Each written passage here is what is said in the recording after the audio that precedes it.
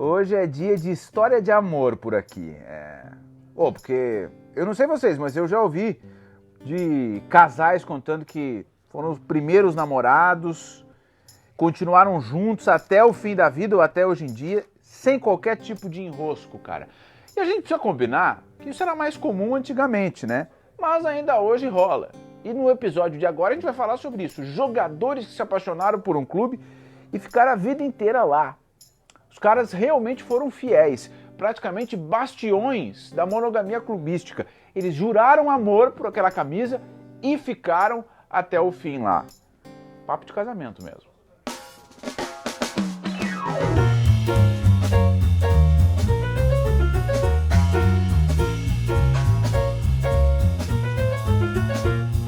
Quando eu falo em fidelidade, vocês pensam em quê? Num casal que se conheceu ainda no colégio, na adolescência e foi até o fim da vida? Nunca quis experimentar um outro amor? Não é bem isso que eu estou falando aqui. Estou falando de fidelidade no futebol. Paolo Maldini talvez seja o maior exemplo disso, né? Um baita de um defensor italiano que jogou no Milan, e só no Milan. Ele começou a jogar no clube em 1978. E aí, nos anos 80, passou pro profissional e foi até 2009. São mais de 30 anos jogando com a camisa do Milan, em várias posições diferentes, zagueiro, lateral esquerdo, lateral direito, enfim, em mais de 900 partidas com a camisa rossoneri. Tem que respeitar. Sempre acá? Sempre qua, sì. O sea, cominciaste aquí? Sì, ho iniziato, la prima squadra è stata proprio il Milan quando avevo 10 anni, quindi non ho avuto altre esperienze e sono anche contento di questo.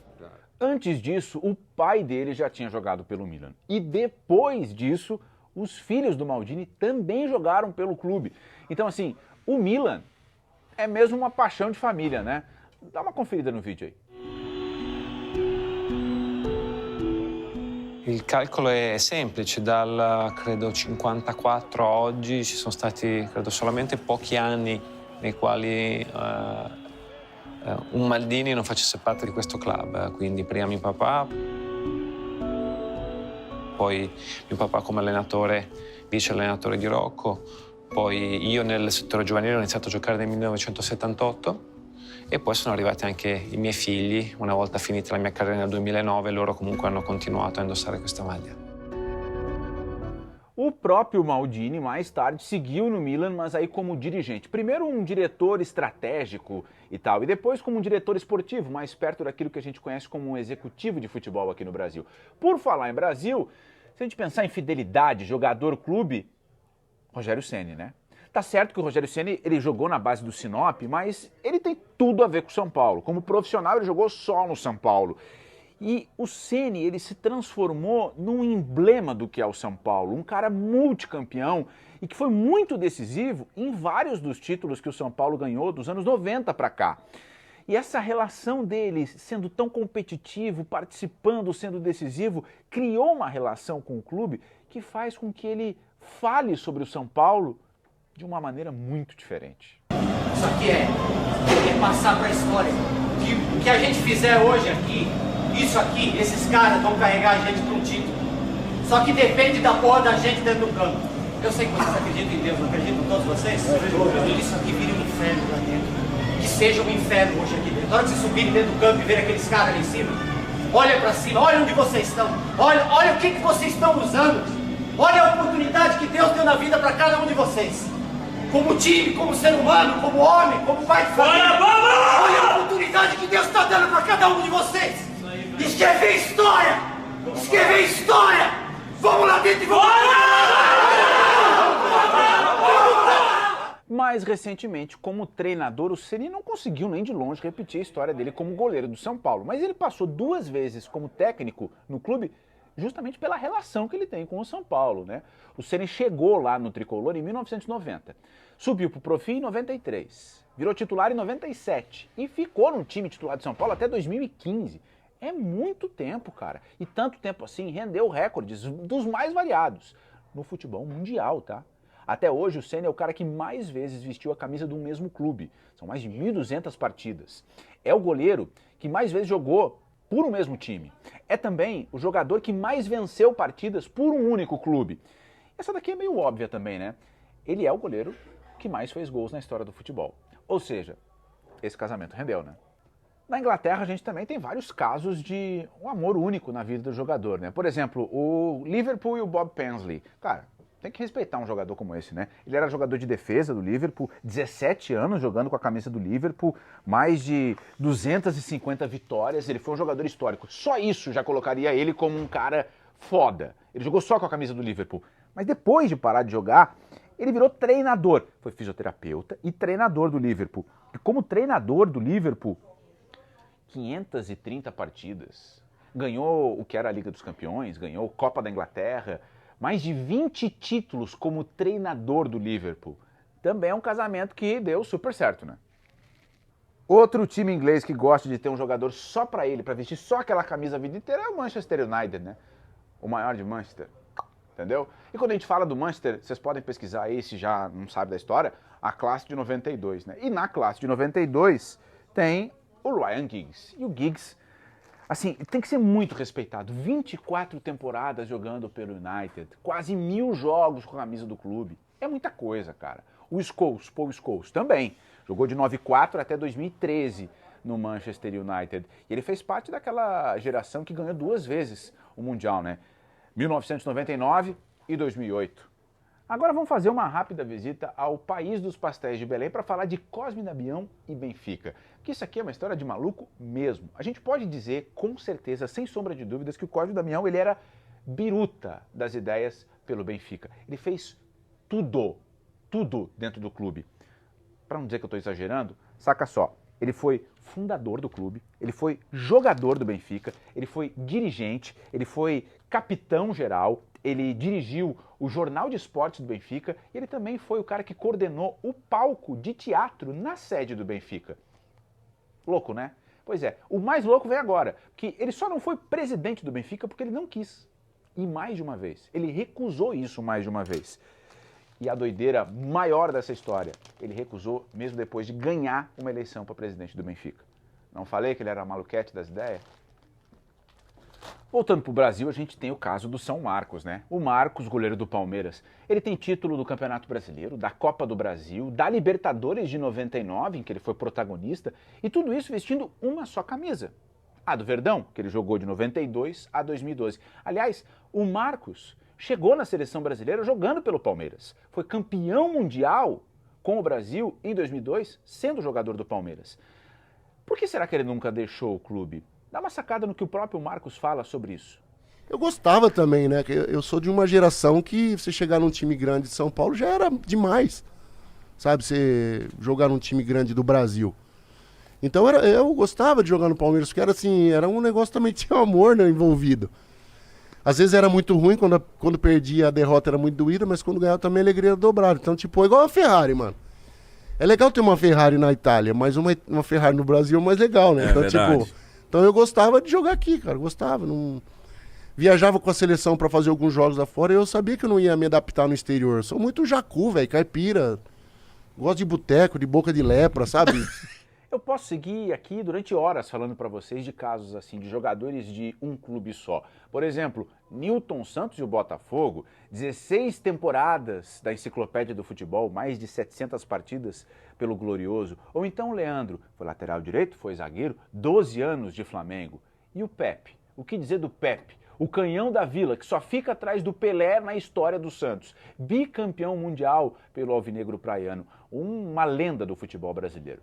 Mas a gente também vai fazer um parênteses aqui no vídeo para falar dos que quase foram jogadores de um clube só. E dá até uma dorzinha no coração, né? O Messi, cara. O Messi entrou nas categorias de base do Barcelona lá em 2000 e deixou o Camp Nou em 2021 para jogar no Paris Saint-Germain. Não entendi o que ele fez, acho que nem ele entendeu, né? Mas enfim. E o Marco Reus? O Marco Reus, que começou na base do Borussia Dortmund, teve uma passagem ali pelo outro, né, pelo Gladbach, aí voltou para casa em 2012, mas agora está saindo em 2024. Mesmo com todo o amor pelo Vale do Ruhr, o Reus está saindo. Olha o que ele falou sobre a relação com o Dortmund. Wo man sich einfach frei fühlt. Ich brauche Freiheit in meinem Leben und dementsprechend hat es mir dieser Verein das immer möglich gemacht und deshalb gab es für mich nie so einen Grund zu sagen, okay, ich mache jetzt was anderes. Von daher habe ich immer so entschieden.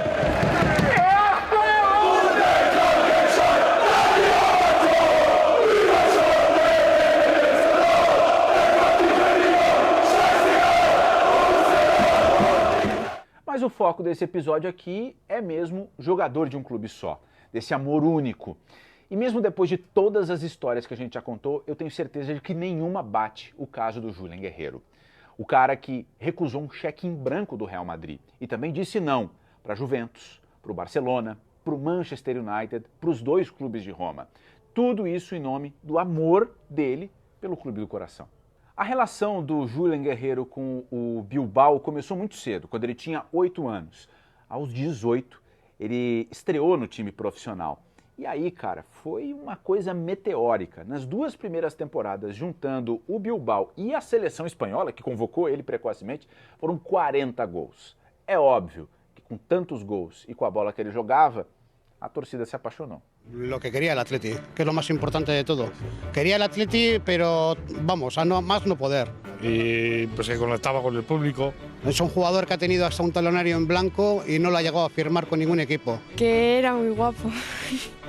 Y para mí ha sido uno de mis grandes ídolos y uno de los mejores futbolistas que ha pasado por el Athletic Club de Bilbao, eso seguro. Como Julen Guerreiro poco se habrá ya aquí ya, hoy en día. Las jugadas que hacía y que era lo mejor que había para mí y lo mejor que existía en el fútbol del Athletic Club de Bilbao. A gente já teve um spoiler da importância do cara na história do Bilbao, né? Mas eu vou trazer mais uns fatos históricos aqui que dão ainda mais fôlego para essa história, cara. Ele causou um alvoroço nessa ascensão meteórica que muita gente na Espanha considerou uma coisa tipo bitomania.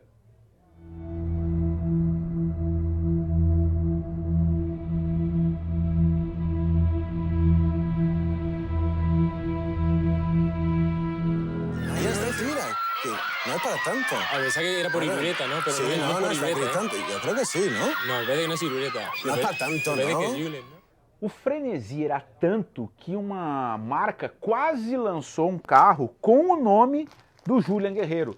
E ele mesmo relembra essa história numa entrevista que ele deu para o Marca. Olha aí. En aquella época sí quisieron hacer alguna cosilla, incluso, fíjate, con alguna marca de coche, incluso estuvimos a punto de sacar un coche con mi nombre. Também teve um momento, óbvio, que os caras fizeram uma música para ele. Es de la época de los Beatles, ¿no? Su nombre Julen Guerreiro. Es el capitán Julen, la melena del león. Para Julen el Atleti es lo primero. Oigo gritar por las calles, ¿quién marca? Julen Guerreiro es. E toda essa história continua sendo contada até hoje como un fenómeno social en España. Es un Julen Guerreiro que es un fenómeno social en España, o sea, más allá de ser un futbolista con muchísimo talento y que va a tener muchísimo futuro, a los adolescentes de la época le marcan. Los chicos quieren ser Julen Guerreiro y las chicas quieren salir con Julen Guerreiro. Y encima los clubes quieren tener a Julen Guerreiro. Realmente um caso de amor, né? Mas como muitas histórias de amor, essa também tem um quê de possessividade. Porque em 95, o Bilbao, logo depois do Guerreiro jogar a Copa dos Estados Unidos com a seleção espanhola, o Bilbao ofereceu uma renovação de 12 temporadas para ele. Sim, é isso que eu disse mesmo. 12 temporadas. Ofertas de los mejores equipos. O sea, de España, el Barcelona y el Madrid se lo querían llegar. A Lazio, a Roma, el de chaval de la Juventus.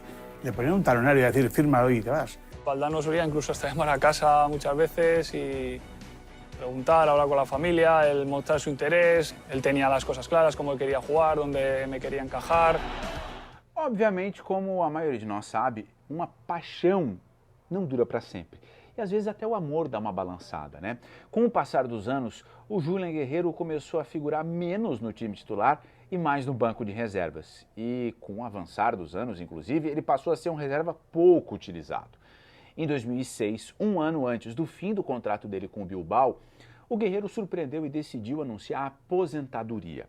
A saída, assim como os bastidores, não ficaram muito resolvidos, tá? Existem boatos aí de atritos de relação no vestiário, boicote de jogadores, uma postura dele que não agradava, uma relação com treinadores que estava desgastada, enfim. E existem muitas teorias da conspiração para o fim dessa história de amor. Soy un privilegiado por ver en el fútbol de mi país a un hombre como Julen Guerreiro. Si hubiera caído en Inglaterra, sería Dios. En Brasil, sería Dios. Por condiciones, por clase, por esfuerzo, por calidad. Y tengo que asistir a este entierro deportivo del Atleti con lágrimas en los ojos, con un baño de lágrimas en los ojos, propias de quien sabe el daño que le han hecho. Uma história de amor espanhola, mas com uma carinha de novela mexicana, né? Ó, mas mesmo com tudo que aconteceu no fim desse casamento, o Julián Guerreiro já disse várias vezes que ele não se arrepende de ter ficado no Bilbao. Pues hombre, la verdad es que no me arrepiento de ello, porque bueno, ha sido mi vida y la gente a mí me ha querido y me quiere mucho ahí en Bilbao y pues eso vale mucho, no se puede cambiar. Atualmente, o Julián é colunista e técnico do time juvenil do Athletic Bilbao. Segue vivendo em Bilbao e inclusive tem um restaurante lá que tem o nome dele. Obviamente que ele não ia deixar de surfar na bitomania que ele mesmo criou nos anos 90, né? Tá, aqui ó, esses são os últimos. Ô meu, deixa eu aproveitar e te dizer o seguinte. Diga. Tô apaixonado. Cara, eu só vim ver teu microfone, é coisa rápida. Aqui, ó, Tu não tá rapidinho. acreditando Gabriel, em mim, foi? cara? Era mau contato aqui rapidinho, né? Foi? Tu foi? não tá Já acreditando encaixei. no que eu tô te falando? Cara, é a terceira vez que tu Não, vem com esse não papo, é verdade. Só nesse Não é mês, verdade. Só nesse mês. Então, assim, ó, Não. para de me Não. iludir, para de te apaixonar, entrega os pacotes pro Ney. Como senão assim ele vai te matar. iludir, beleza? meu irmão? Não é nem por ti que eu tô apaixonado. Que isso, cara? Tu não tá acreditando em mim? Meu, não se faz mais romântico como antigamente, né? Não se faz. Não, tu tá de sacanagem comigo. Mas vocês aí, comentem aqui embaixo a história de um jogador de clube só que por acaso a gente não citou. Pode ser que tenha passado, né? Comenta aqui alguma que vocês lembram aí, né? E vocês podem comentar, né? Vocês são românticos, né? De um amor só a vida inteira. Eu também. Eu também. Apesar de não acreditarem em mim...